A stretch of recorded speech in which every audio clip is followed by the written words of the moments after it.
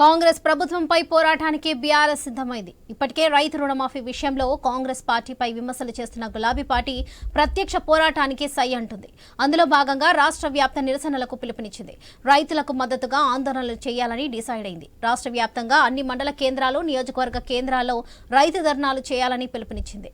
రైతు ధర్నాలో BRS party working president KTR, Harish రావుతో పాటు బీఆర్ఎస్ ఎమ్మెల్యేలు, ఎమ్మెల్సీలు, ఎంపీలు, ముఖ్య నేతలు పాల్గొన్నారు. బీఆర్ఎస్ ఎమ్మెల్యేలు లేని చోట ఎమ్మెల్సీలు ఆయా నియోజకవర్గాల్లో జరిగే రైతు ధర్నాలో పాల్గొనే విధంగా గులాబీ పార్టీ ఇప్పటికే యాక్షన్ ప్లాన్ రూపొందించింది. చేవెళ్ల నియోజకవర్గంలో జరిగే రైతు ధర్నాలో BRS party working president KTR పాల్గొంటారు. ఇక ఆలేరు నియోజకవర్గంలో జరిగితే రైతు ధర్నాలో మాజీ మంత్రి హరీష్ రావు పాల్గొంటారు.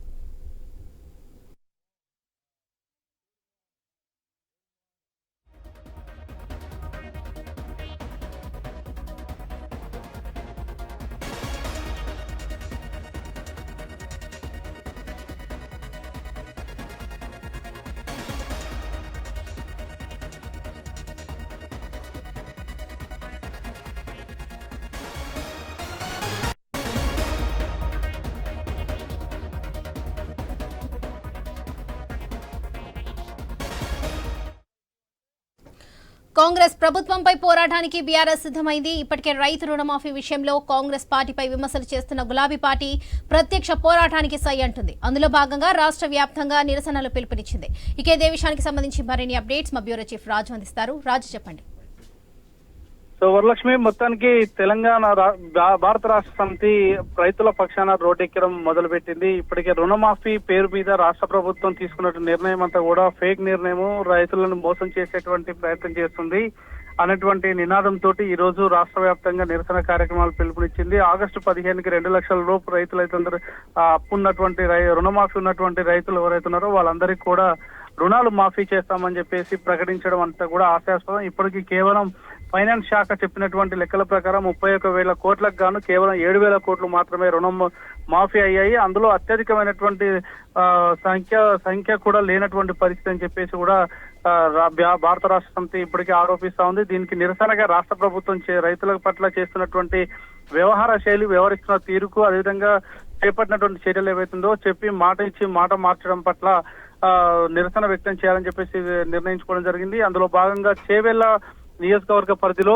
జరిగేటువంటి కార్యక్రమానికి బీఆర్ఎస్ వర్కింగ్ ప్రెసిడెంట్ కేటీఆర్, అదేవిధంగా ఆలేరులో జరిగేటువంటి కార్యక్రమానికి హరీష్ రావు నాయకత్వం వహిస్తున్నారు. ఇంకా ఎక్కడికక్కడ ఏదైతే పార్టీలు మారినటువంటి నేతలు, అదేవిధంగా గెలిచిన ఎమ్మెల్యేలు వెళ్ళిపోయినటువంటి ప్రాంతాల్లో ఇతర పార్టీకి సంబంధించిన ముఖ్య నేతలందరినీ కూడా అక్కడికి పంపించడం జరిగింది. మొత్తంగా రాష్ట్ర వ్యాప్తంగా ఈ రోజు రైతుల పక్షాన బీఆర్ఎస్ పార్టీ అండగా ఉంటుంది. రైతులకు భరోసా కల్పించేటువంటి కార్యక్రమాలు చేపడుతున్నటువంటి సంకేతాలు ఇచ్చేందుకు మొదటి దశగా పార్టీ నిర్ణయం తీసుకోవడం జరిగింది. నిన్న ప్రకటించినటువంటి కేటీఆర్ ప్రకటన మేరకు ఇప్పుడు చేవెళ్ల కూడా బయలుదేరడం జరిగింది. అక్కడ భారీగా జన సమీకరణ చేసి అటు మాజీ మంత్రి సబితేంద్రారెడ్డితో పాటు ఇతర నేతలందరూ కూడా అక్కడికి చేరుకోవడం జరుగుతోంది. ఇంకా కొంతమంది నేతలు నల్గొండ జిల్లాలోని ఆలేరు నియోజకవర్గానికి చేరుకోవడం జరిగింది. మొత్తంగా ఇట్లా రాష్ట్ర వ్యాప్తంగా నిరసన కార్యక్రమాలు చేపట్టి ఇప్పటికే బహిరంగంగా రైతులకి ఎంతమందికి రుణమాఫీ చేశారో అధికారికంగా స్పష్టం చేయాలని చెప్పేసి కూడా డిమాండ్ చేస్తా ఉన్నారు.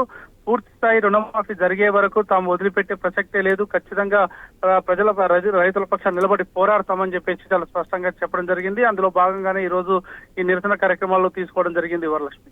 Right Raju, thank you.